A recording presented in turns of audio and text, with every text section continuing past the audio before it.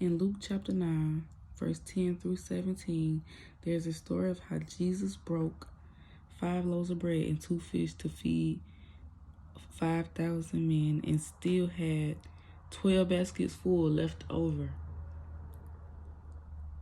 He put it in my spirit today to come and let his chosen ones know that he is calling many of us to feed the multitude. For some of us, that may mean physically feeding his people with food, and for some of us, that may mean spiritually pouring out what he's giving you, what you've been receiving from him, and pouring it back into his people. Take it back to him. Test the spirit about it.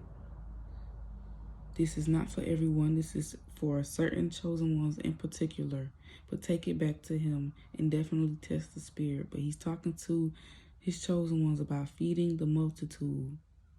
Feeding the multitude. The multitude means a large number. Large number of people. Don't know how many. He just put it in my spirit, feeding the multitude. After I read the scripture and I meditated on it, he put it in my spirit that his chosen ones are about to be feeding the multitudes. So take that back to him in prayer. Allow him to confirm it. If this is for you, if you believe that this is for you, do not worry about yourself. Chosen ones, this is not about us. If God is calling you to feed a multitude of many people, believe that you yourself will also be taken care of. You yourself will also be fed. You yourself will have nothing to worry about. Just be about your Father's business.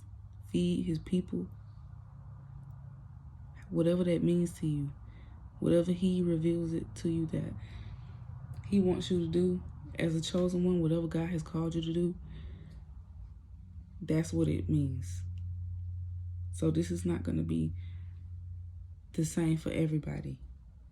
Some of you may physically, like I said, be feeding thousands of people, and some of you may just be preaching to thousands of people. Some of you may be healing thousands of people. Some of you may be pouring what he's giving you into thousands of people. Feeding the multitude. His chosen ones are feeding the multitude. There are things coming, things we know of, some things we do not know of.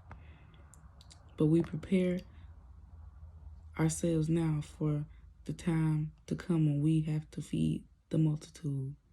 Take it back to God and pray about it. Be blessed.